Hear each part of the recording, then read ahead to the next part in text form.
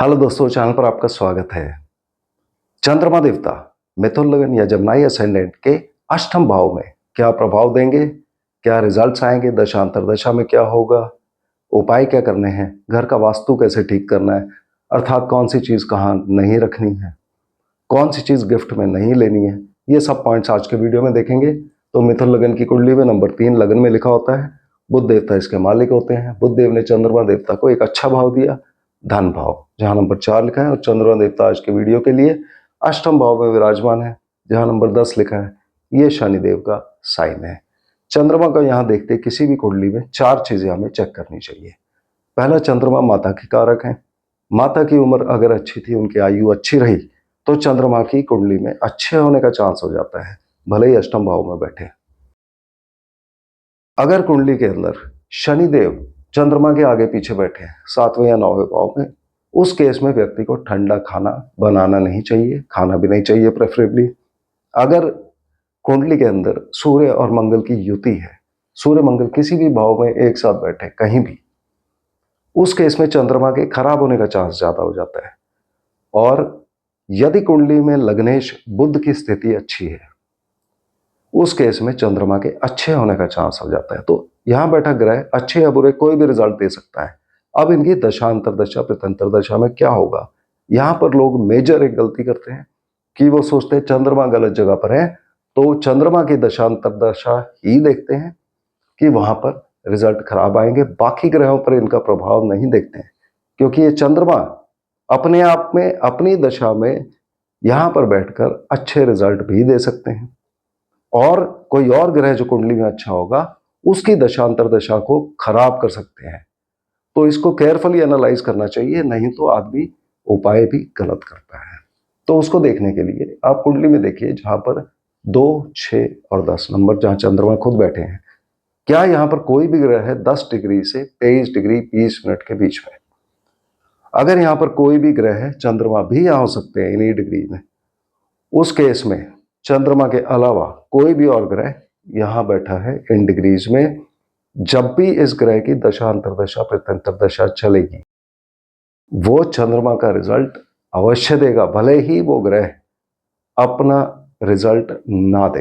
किसी भी ग्रह की दशा या अंतरदशा या प्रत्यंतर दशा जब भी चलेगी, और रिजल्ट क्या आएंगे उसको देखने के लिए यहां से जन्म कुंडली का काम खत्म हो जाता है, और अब आप कस्पल चार्ट पे आ जाइए। जहां आप ऊपर जन्म कुंडली और चंद्र कुंडली इत्यादि देखते हैं, वहीं से आगे आपको कस्पल चार्ट भी मिल जाएगा। उसमें चंद्रमा यदि आपके अष्टम में ही है, तो यहां से आगे वीडियो आपके लिए एप्लीकेबल है। करीबन 30% लोगों का चंद्रमा यहां पर शिफ्ट हो गया होगा। अगर वैसा है तो इस पॉइंट के बाद चंद्रमा का वीडियो जो मैं सप्तम चंद्रमा के लिए बनाऊंगा, आप उसको देखिए। मगर मोटा मोटा अगर आपका चंद्रमा या 7वें भाव में आ गया है, तो चंद्रमा का जो इफेक्ट आएगा वो विवाह और व्यापार के रिगार्डिंग आएगा। तो जिन लोगों का चंद्रमा कस्पल चार्ट में यहां पर है, उनके क्या रिजल्ट आएंगे। ये भाव कष्ट और पीड़ा का होता है, प्रॉब्लम्स का होता है, और कष्ट से जुड़े कार्यों से व्यक्ति को जोड़ सकता है, अर्थात सर्जरी के कार्य, इंश्योरेंस के कार्य, सिक्योरिटी फोर्सेस से जुड़े कार्य। इसी भाव से हम उद्योग भी देखते हैं, फैक्ट्री और प्रोडक्शन।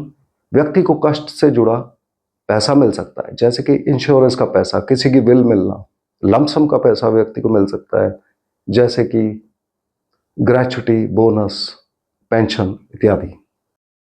व्यक्ति को यह गूढ़ विद्याओं में जोड़ सकता है, ज्योतिषी की टैरो, तंत्र मंत्र इत्यादि, इनमें व्यक्ति का मन लगेगा, रिसर्च में व्यक्ति का मन लगेगा। ये वाला भाव गहराई का होता है, जमीन के नीचे पाताल का। चंद्रमा मन के कारक है। नॉर्मली लोग सोचते हैं कि चंद्रमा यहां पर है तो व्यक्ति का मन परेशान रहेगा, थोड़ी बहुत परेशानी होगी, मगर एक और इफेक्ट आता है कि गहराई का घर है, व्यक्ति के मन में गहराई बहुत होती है, अर्थात व्यक्ति देखने में आपको भोला और सरल दिख सकता है, मगर अंदर से वो बहुत चतुर और चालाक होगा। ये सब इफेक्ट यहां पर आएंगे। अब चंद्रमा इस कुंडली में दूसरे भाव के मालिक भी होते हैं। दूसरा भाव धन कुंडली का है। अगर ये भाव खाली है, उस केस में यहां के भी रिजल्ट्स मेजरली आएंगे, यानी कि इनकम में प्रॉब्लम होगी या इनकम यहां से जुड़े कार्य उनसे आएगी। मगर यहां बैठे हुए चंद्रमा व्यक्ति को इनकम भले कम रखे मगर इनकम के अलावा एक्स्ट्रा इनकम, जैसे कि आय उनकी कम हो सकती है मगर ऊपर से अलग अलग सोर्सेस से पैसा आ सकता है, या फिर ऐसे व्यक्ति को गिफ्ट बहुत मिल सकते हैं, वो सब दिलवा सकते हैं। परिवार के रिगार्डिंग कोई ना कोई परेशानी व्यक्ति को रहेगी। खाने पीने पर व्यक्ति ने कंट्रोल करना चाहिए क्योंकि ये बीमारी का घर भी होता है। यहां से चंद्रमा एक्सीडेंट इत्यादि भी दे सकते हैं। तो ये 2, 6 और 10 में जो भी डिग्रीज में ग्रह हैं वो देंगे। अब इंडिविजुअली जब हम देखते हैं, अगर यहां पर ये ग्रह ये अपना प्रभाव दे या ना दे, मगर वो चंद्रमा का प्रभाव अवश्य देगा। उदाहरण के लिए अगर यहां शुक्रदेव बैठे हैं, शुक्रदेव स्व राशि में ताकतवर हो जाते हैं, मगर शुक्रदेव को देख के लोग सोचेंगे कि शुक्र की दशा में विदेश जाएगा, मगर जरूरी नहीं है कि जाए। हो सकता है कि यहां बैठा शुक्र केवल व्यक्ति को प्रॉब्लम दे रहा हो, मगर अगर शुक्र के अपने रिजल्ट भी यहां पर आ रहे हैं, उस केस में विदेश से प्रॉब्लम होगी या व्यक्ति यहाँ के कष्ट वाले कार्यों से विदेश जाएगा। हॉस्पिटल और सर्जरी यहाँ पर जुड़ गया, इन कामों में व्यक्ति जुड़ सकता है। व्यक्ति के खर्चे होंगे और खर्चे से परेशानी होगी। व्यक्ति को लोन वापस करना पड़ेगा यहाँ से, और लोन वापस करने में परेशानी होगी। उसके ऊपर इंटरेस्ट रेट इत्यादि ज़्यादा हो सकता है। व्यक्ति की रात की नींद खराब करेंगे, रात को अच्छे से सो नहीं पाएगा। ये सब इफेक्ट यहाँ बैठे हुए शुक्रदेव भले ही अपनी राशि में हो तब भी देंगे। अब इस भाव में यहां जो भी ग्रह बैठा होगा, यहां के रिगार्डिंग रिजल्ट्स को वो अफेक्ट करेगा। एग्जाम्पल के लिए यहां पर लग्नेश बुध की राशि है, ये बुध स्वयं यहां पर आ गए उच्च हो जाएंगे और भद्र योग बनाएंगे, जो पंच महापुरुष योग में से एक होता है। तो पहली नजर में व्यक्ति को लगेगा कि बुध की दशा अंतरदशा अच्छी जाएगी, मगर ऐसा नहीं होगा। बुध की दशा अंतरदशा में यहाँ का प्रभाव आएगा और वो रिजल्ट्स को खराब करेगा, जबकि कोई और ग्रह बुध के अच्छे रिजल्ट्स अपनी दशांतर दशा में देगा। अब यदि बुध अपना रिजल्ट भी दे रहे हैं यहां पर विराजमान होके, उस केस में इस भाव के रिगार्डिंग परेशानी होगी, यानी कि गाड़ी और प्रॉपर्टी खरीदने में परेशानी होगी। बेसिक एजुकेशन में व्यक्ति का मन नहीं लगेगा। यहाँ पर दो तरह के इफेक्ट आते हैं एजुकेशन के। एक तरह के लोग पढ़ाई नहीं करते हैं, एक तरह के लोग जो पढ़ाई पूरी कंप्लीट कर लेते हैं अगर बुध अच्छे हों, और अपने बच्चों को भी पूरा पढ़ाते हैं। तो यहाँ से पहला उपाय निकलता है कि यदि हमारे चंद्रमा यहाँ पर हैं तो हमें कोई ना कोई डिग्री अवश्य लेनी नहीं चाहिए। किसान भाइयों को यहाँ फायदा नहीं होगा, कृषि कार्यों में, जल से जुड़े कार्यों में उतना लाभ नहीं होगा। यद्यपि बुध यहाँ पर भद्र योग बना रहे हैं, तब भी ये खराब असर यहाँ के आएंगे बुध की दशांतर दशा में। उसी तरह से अगर यहाँ पर कोई भी ग्रह बैठा होगा, भले ही यहाँ मंगल देवता बैठे हों अपनी उच्च राशि में, अथवा शनि देव बैठे हों स्वराशि होकर, तब भी अष्टम भाव के प्रभाव जो चंद्रमा के साथ हमने देख लिए वो आएंगे और ये परेशान करेंगे व्यक्ति को अपनी दशा अंतरदशा में।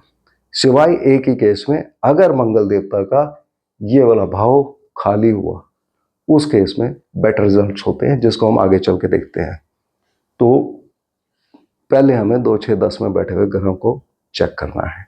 उसके बाद हम चंद्रमा की अपनी दशा अंतरदशा प्रत्यंतर दशा में क्या होगा उसको चेक करते हैं। अब यह ध्यान से डिफरेंस समझिए।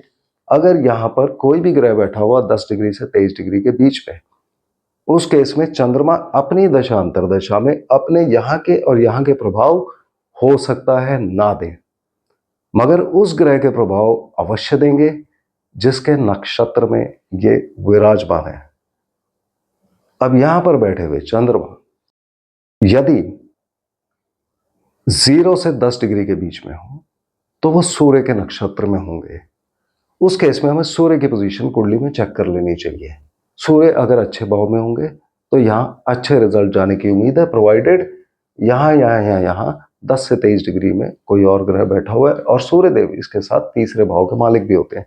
यदि ये भाव खाली हुआ या सूर्यदेव स्वयं में बैठे हुए, उस केस में व्यक्ति की इस पीरियड में यात्राएं होंगी, भाई बहनों के साथ अच्छे रिलेशन होंगे, व्यक्ति IT, media, printing press, publications इत्यादि में वहां से फायदा कमा सकता है। इन सब कार्यों में व्यक्ति की गाड़ी और प्रॉपर्टी बिकेगी।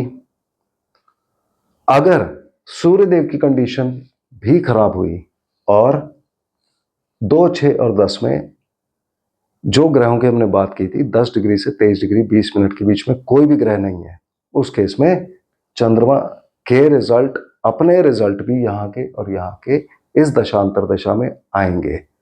उस केस में ये रिजल्ट खराब होंगे और यहाँ के रिगार्डिंग सूर्यदेव यदि यहाँ पर हैं या ये भाव खाली है तो यहाँ की प्रॉब्लम आएगी, अर्थात भाइयों से प्रॉब्लम, नेबर्स या पड़ोसियों से प्रॉब्लम, या पड़ोसियों को कोई ना कोई परेशानी रह सकती है।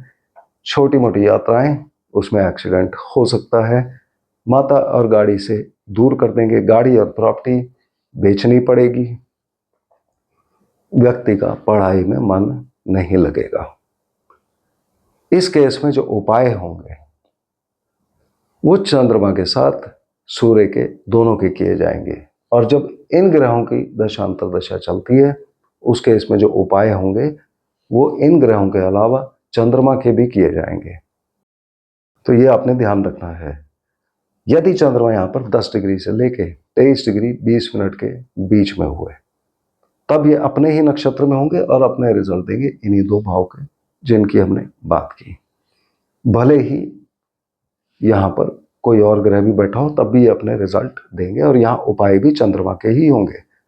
अगर चंद्रमा यहाँ पर 23 डिग्री 20 मिनट से लेकर 30 डिग्री के बीच में हुए तब ये मंगल देवता के नक्षत्र में होंगे, अर्थात धनिष्ठा नक्षत्र यहाँ पर पड़ेगा। धनिष्ठा नक्षत्र में मंगल देव की पोजीशन हमने इस दशांतर दशा 75 दशा में देखनी है।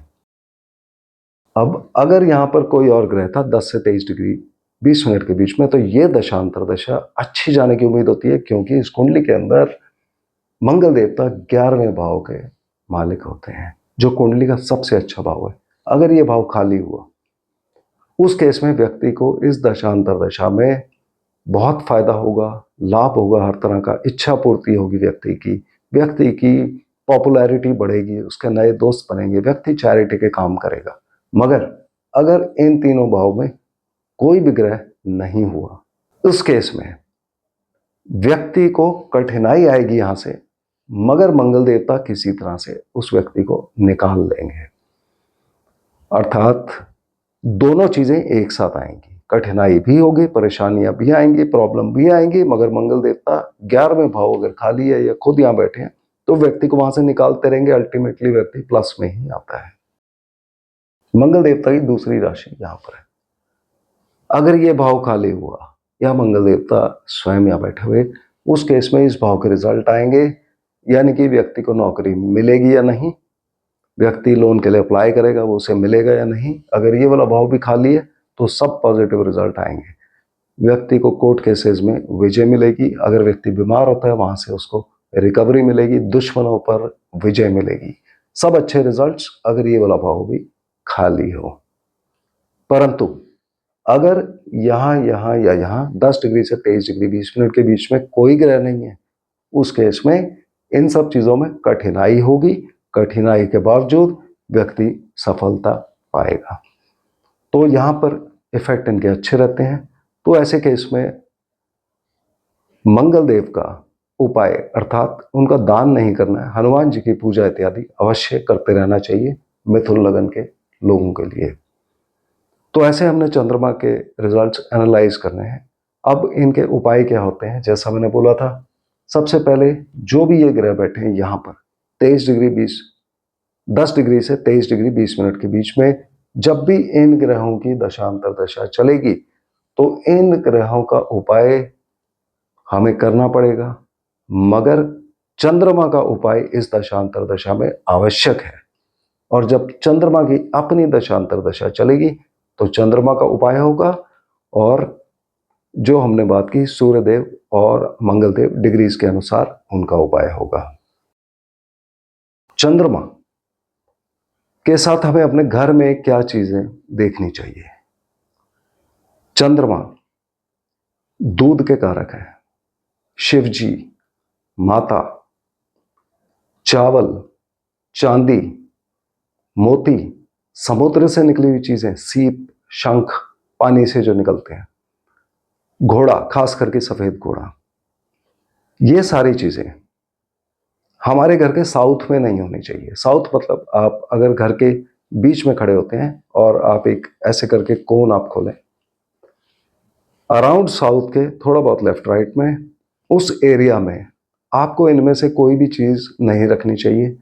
यदि वहां पर है और आपको परेशानी आ रही है चंद्रमा की दशांतर दशा में, तो उस केस में उस आइटम को थोड़ा सा शिफ्ट कर दीजिए।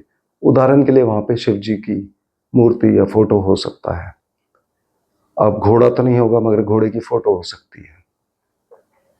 और यही सब चीजें आपने कभी भी किसी से फ्री गिफ्ट में नहीं लेनी है, क्योंकि वो नेगेटिव एनर्जी आप अंदर अपने लेंगे। इन चीजों को आपने दान करना है।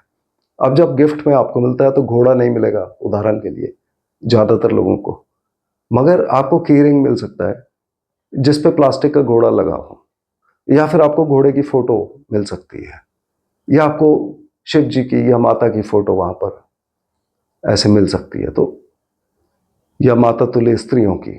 तो इस टाइप के जो भी गिफ्ट आपको मिलते हैं वो आपने नहीं लेने हैं। मगर कई केस में होता है कि हमने जो आदमी हमें गिफ्ट दे रहा है हम उनको मना नहीं कर सकते हैं, क्योंकि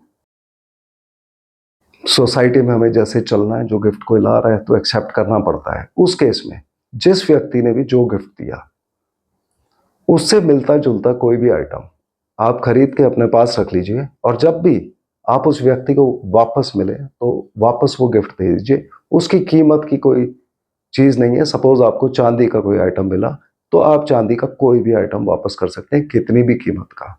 आइडिया ये होता है कि जो नेगेटिव एनर्जी आई उसको हमने वापस दे दिया।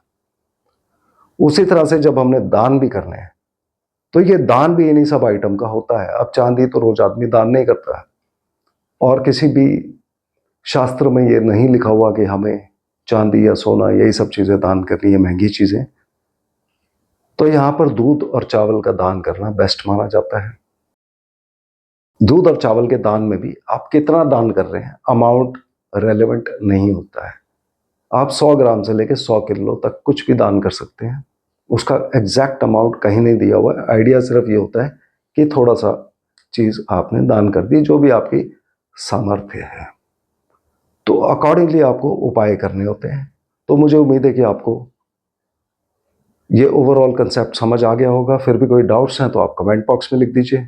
अगले वीडियो में हम फिर मिलते हैं, तब तक के लिए धन्यवाद।